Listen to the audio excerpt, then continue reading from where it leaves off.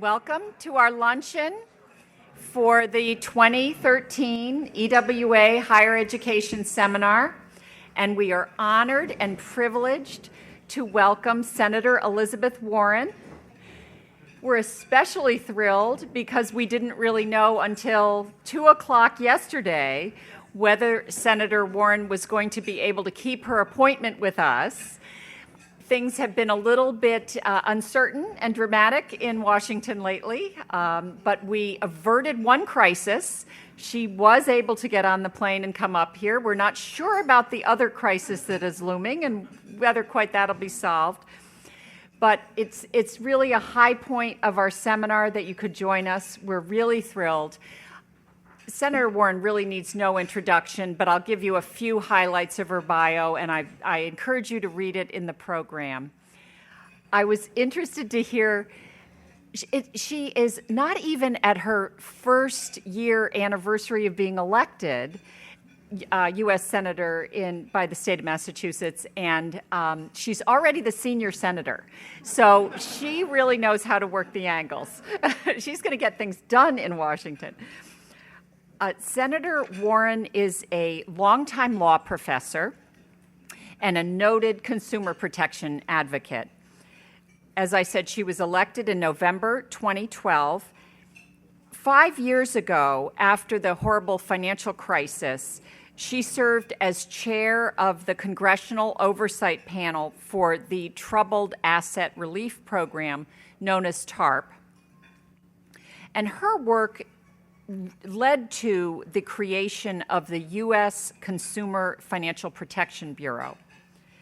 For her oversight work, she was dubbed by the Boston Globe Bostonian of the Year, and Time magazine called her the new sheriff of Wall Street. She was a law professor for more than 30 years, including 20 years as a chaired professor at the Harvard Law School. The National Law Journal named her one of the most influential lawyers of the decade, and Time magazine twice named her one of the 100 most influential people in the world. So we are really honored and privileged to be able to meet you and hear your ideas on a topic that we know is really near and dear to your heart. So thank you.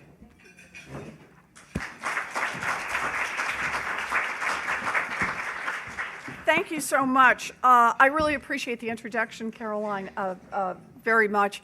And I appreciate the invitation to be with the education writers.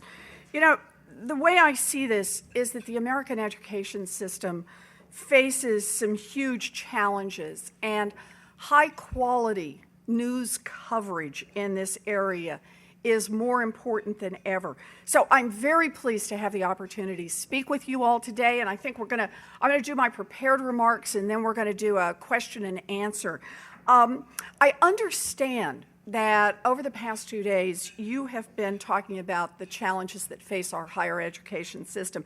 And all I can say is good, because there are a lot of challenges facing the system.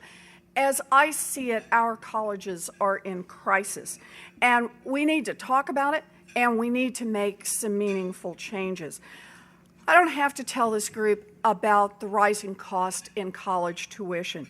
Many of you have been sounding the alarm on this for a very long time, but I'm going to start this speech by just giving the highlights one more time so we focus in on them. College tuition fees have been skyrocketing for decades.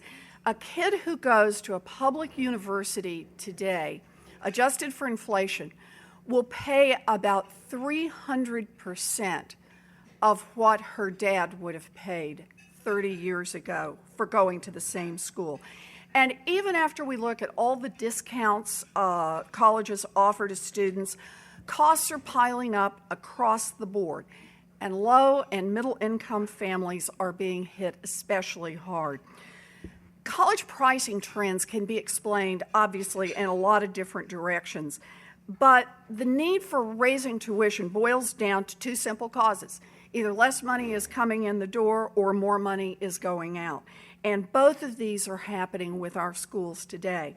Many colleges are losing revenue because of less state support or lower alumni donations. And so they need more tuition dollars to make up the shortfall. Other colleges are simply spending more each year. They're spending more on research, on facilities, on competition for the best students, and they're financing those improvements with higher tuition.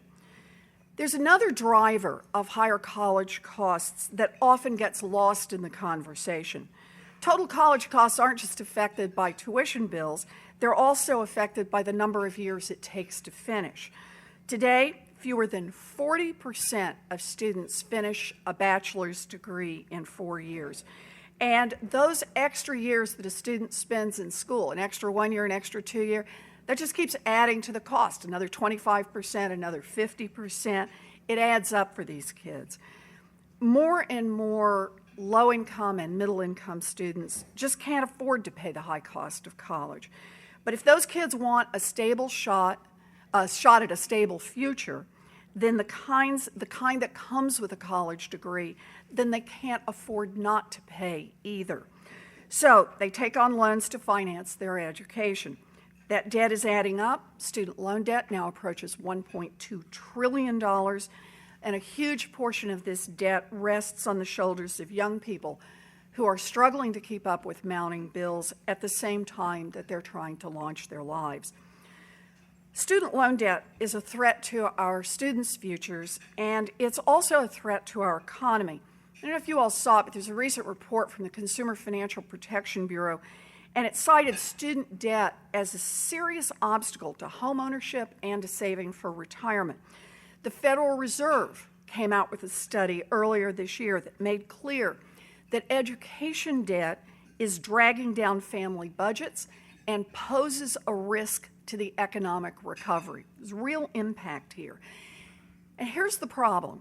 Instead of using education to build economic security, inefficient and ineffective education policy is hollowing out our middle class. We must do better for the financial health of our families and for the financial health of our economy. And that means taking steps to address both the existing mountain of student debt, and it means taking steps to address the higher cost of college. Okay, now, I should just end my speech right there and say, fix all that, and we'll move on. But I came prepared today. I knew I was going to be talking to the experts, and so I want to talk about what I think we ought to do about those things. Let's start with student loan debt. Here are 3 things I think we should do right now. Not next year, not in 5 years, but right now. First, we should eliminate government profits from the student loan program, period. Student loans should cost no more than what it costs for the government to make those loans. The point of these programs should be to help kids get an education, not to tax them for the privilege of borrowing money so that they can go to school. So that's the first one for me.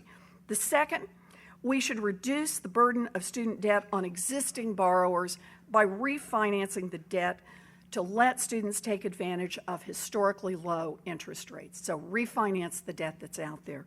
And the third, restore basic consumer protections like bankruptcy relief so that when students get into trouble with job loss, with a serious health problem, with a family breakup that drives them over an economic cliff, they've got a way to deal with their student loans. These are all important changes, and they would make a huge difference to millions of families. It's something we could do right now, and it's something we should do right now. So, what about the other half of the problem, rising college costs? How do we deal with rising college costs for all of our students? Well, I put restoring the traditional role of public higher education at the top of my list. Public colleges and universities are the backbone of the American educational system. More than 3/4 of college students in the United States are enrolled in public schools, whether it's a community college, a flagship research university, or a local state college. There was a time when state schools provided a reasonably priced, high-quality education for all our citizens. Today, the quality of the education at most public schools is strong, but the price is staggering. A generation ago, states covered the bulk of the costs in our public universities, but most states are steadily cutting their investments in higher education. From 2007 to 2012, 5-year period, state funding per student dropped by an average of 23%. Let me say that again. 23% drop in financing to our state schools. That's just astonishing. And it means that parents and students have to pay more. And that's making state schools less and less affordable for students who don't come from wealthy families.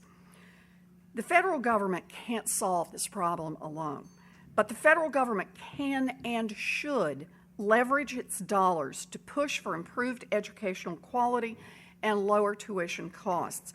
In the same way that the federal government helped build the national highway system across the country by partnering with the states, the federal government could partner with the states to help lower the costs for public higher education. Congress could provide matching funds to the states when the states agree to provide better funding for public colleges and when the colleges themselves agree to manage the costs better for their students. Sure, there are complications about how different states and different schools can meet their goals, but heck, there are complications in how to build roads through mountains and across deserts, but we manage to solve those problems. So, what else can we do to make college affordable? Well, we can give colleges additional incentives to keep student debt low and academic quality high. Right now, colleges reap all of the benefits of student loan funds, while students and taxpayers bear all of the risk. There are far too few incentives in the federal system in the loan program that encourage colleges to curb their spending or control the debt of their students. The federal government should use the student loan program to encourage colleges to keep costs down. Here's a simple place to start. Give colleges some skin in the game. When borrowers default on their loans, student and taxpayers feel the effects of that. Colleges should feel some of that pain too. Schools that are running programs that result in high default rates should feel the impact of their failure to prepare their students for economic survival. And if we save money by getting colleges that perform poorly to have to pay something back into the system, we can use that money to help reward the schools that keep college costs low. Finally, we should reform our federal student aid programs. Research shows that students are not effectively using the aid programs. A whopping 40% of community college students who are eligible for Pell Grants don't even apply for them. Think about that. Pell Grants, they're not even applying for them. There are now 6.5 million students, or former students, who are in default on their student loans. And yet we have expanded new programs like income-based repayment options, and the take-up rate in these programs is small. We're not getting students to the right places. Many people say the solution to these problems is to give students more information. Okay, look, I am a fan of more information, but I don't believe that giving people a complex wiring diagram is the way we stop electrical fires. At some point, we have to acknowledge that the financial system is simply too complex, and we need to make changes. So, to address this issue, we need to rethink student aid from the point of view of the student. Families should not have to wait until the 11th hour to find out how much federal aid they will receive. We should calculate aid packages before students even apply for college. Students graduating with debt should be guided into repayment plans that fit their needs. And if they struggle to repay, then we should reach out and help them get into the programs, not stand by and watch them fail. And third, instead of asking students to wait 10 years for the possibility of public service loan forgiveness, we should set up a forgive-as-you-go plan system that allows students to pay off their loans starting right away in proportion to the time that they spend in public service. Now look, I know some people will look at these proposals and say, we can't afford to make these changes. And it's true. Some of these steps, like eliminating profits from our student loan program, would cause us to have to make some very hard choices. But for the most part, these ideas are not about spending more federal dollars. They're instead about getting a better return on the investments we make with our federal dollars. Right now, the federal government gives out about $150 billion a year in student aid, and it spends another $30 billion on tax benefits related to higher education. And yet, we make almost no effort to leverage that money into keeping costs low for students. We can't afford this, and more importantly, our families can't afford this. It's time for the federal government to use its muscle to make sure that Americans have access to colleges they can afford.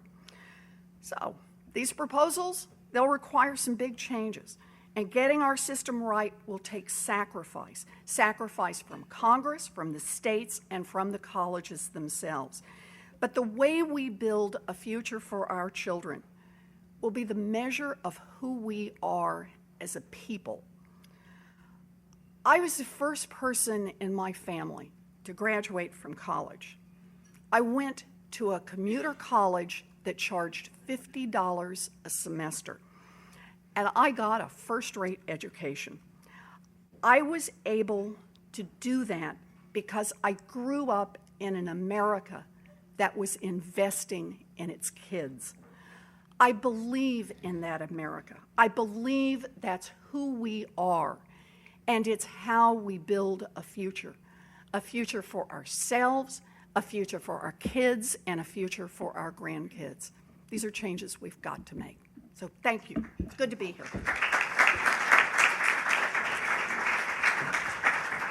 It's a question of what you're trying to accomplish with the rating system and what are the things to be rated. So let me say this differently. If you ask me, do I care a lot about students knowing what a college really will cost in advance? The answer is yes. You can call that a rating system, you can not call that a rating system, but that's what I would really care about. So I can't do more than that. It depends on what we're trying to find and what we're trying to do with it. What I've tried to focus on here is cost, because I think that's what we need to do. You know, it's a lot of fun to have conversations about creative things that ought to be going on and how all those happen, and that's wonderful. But frankly, I think that's what the schools are pretty darn good at. They come up with lots of, we're here at Northeastern. Northeastern's education looks different. The way they organize their educational program is different from other places here in Massachusetts and other places around the country. God bless. I was just saying, I was at WPI, Worcester Polytech, here in Massachusetts recently. They have a very different vision of what they're trying to accomplish, and they do it very differently. And in my view, a lot of evidence, they do it very effectively. So the idea of using a rating system to try to encourage variety among the schools, I'm just not there. I think it's neither the problem nor the right solution. So I don't mean this by way of trying to criticize the president. That's not the point. It's just that I'm not clear what the intent is, and therefore it's hard to measure the proposals. How do you feel about Congress likely not having a say in it? It sounds like it's the administrative proposal. Well, I look at this as it's a conversation. You know, no criticism on that. This is how we get it going. And actually, I should say this. I applaud the president for standing up and talking about higher education. Could I make that my lead? Isn't that what it's called? I buried the lead. Damn. Because the real point is, he did stand up and talk about higher education. He made it clear that as President of the United States, he cares about kids having a shot at college. As President of the United States, he's worried about the huge debt loads that our young people take on to get an education. And I could just stop right there and say 3 cheers. So, good. Okay. Richard Mullen, Lincoln News. Senator, you said our colleges are in crisis. Yeah. And you've just given us what I think are a number of very excellent practical proposals for how to address Oh, some thank of these you. issues. Good. This is the first time I've done this, by the way, guys. Okay. I mean, your ideas sound excellent. My question to you is, now you've been in the Senate for about a year, you've been in Congress now for about a year. Can you tell us realistically how much chance you think there is of these things passing? So I want to tell you a story, okay? And here's the story I want to tell you. I had an idea. I kept watching what was happening to families who were getting cheated on mortgages and credit cards and all kinds of consumer financial products, payday loans, bank fees. And I came up with an idea for a Consumer Financial Protection Bureau. And I could give you all the reasons about what was wrong with the present regulatory structure and how we needed to change it. And I went to Washington with that idea. And people said to me 2 things. Great idea. You could actually make a real difference with this. And the second thing they said is, don't do it. And the reason they said don't do it is because you cannot possibly get a new agency enacted into law. This is 2007, 2008, 2009, all through the crisis. They said it is not possible. Let me tell you the reasons it is not possible. Number one, the banks, who spend more on lobbying and political contributions than any other group in America, will make it their number one priority to kill this. And in fact, that did happen. They did make it their number one priority. In addition, you had the regulatory agencies who weren't about to give up any of their power, which is what this required by carving this out and reorganizing differently. Anyway, very long story behind all this. But as you know, at the end of the day, we got it. And so my bottom line on this is you get the things you fight for. You get the things that you make a priority. You get the things that you get enough people out there who see it, who see the problem, and who see a possible solution, and therefore get behind it. So let me just put it this way to you. Why do you think I came here today? It's beautiful out there. There are a bazillion other places I could have spent the middle of the day Saturday. Some of them just fun, and some of them just talking to other groups. I came here because I believe American colleges are in crisis. We are on an unsustainable path, and the consequences of that won't just be felt by the colleges. If that were the case, I'd feel differently about this. It'll be felt by the kids who don't have chances. It'll be felt by an economy that doesn't have well-educated workers.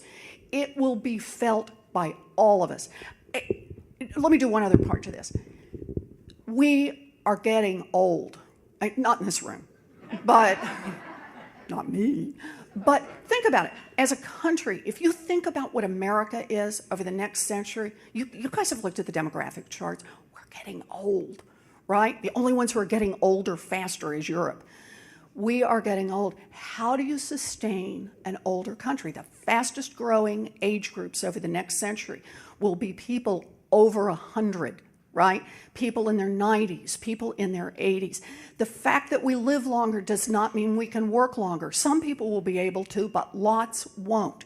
So how are we going to sustain a large population of seniors? The answer is we got to treat every child born in this country like a gold nugget. And we got to polish them and invest in them and make sure every single one of them hits maximum potential. So that whole curve of what people do and what they produce just moves toward the stronger, more productive end. It's our only chance as a country. So I want to talk to people who write about ed policy because I want people putting your columns on the front page. I want people talking about this set of issues as a first priority for America. And the only way that happens is it happens if we get out there and fight for it. So that's what I believe. Yeah, we can do this. One more question? Yeah. Sure. We're going to go local. If Kirk Tar, president of WGBH. Oh, sorry. If colleges can't find a way to re-engineer the cost function and solve the student loan debt crisis, should higher education move beyond the credit hour and to better realign education and workforce development. You know, I know there's a lively debate going on now about credit hour, and my view on this is that's not the place for the federal government to intervene. I want to see what the colleges do. Let's watch it. Let's watch the flowers bloom. Let's see what works. Let's find other ways to piece this together. What I'm here to talk about is whatever period you're spending in education, how do you pay for it? How do we pay for it as a country? We brought kids in, think about this, at the end of the 19th century, moving over to the 20th century, you all know mass migration from an agrarian country, rural America, into the cities. And one of the profound shifts was that we need people who are better educated. When people no longer worked where they were out in fields all day, when they worked with the animals all day, they needed to be able, when they moved into work in manufacturing, they needed to be able to read warnings better. They needed to be able to read instructions better. They just needed more education, more mathematics in order to be able to manage more complex urban lives. So what did we do as a country? We made education through high school mandatory and free. And then we all reaped the benefits from that. We had a country that was better educated because we made that investment. We didn't tell high schools how they had to do it. We got them invested. Yeah, we had accrediting. I get all the pieces. But for me, that's the real heart of the issue that both prompts the crisis right now and that we've got to focus on addressing it. Credit hours, I'm really interested. I think it's fun. I think there'll be people who have some great ideas around this, but it can't distract us from the conversation we must have about how are we going to pay to get our kids educated. Thank you. Oh, I'd stay forever. Oh, okay. I wish you could. I wish you could. Let's give her a big round of applause. Thank you. Thank you so much. It was fantastic.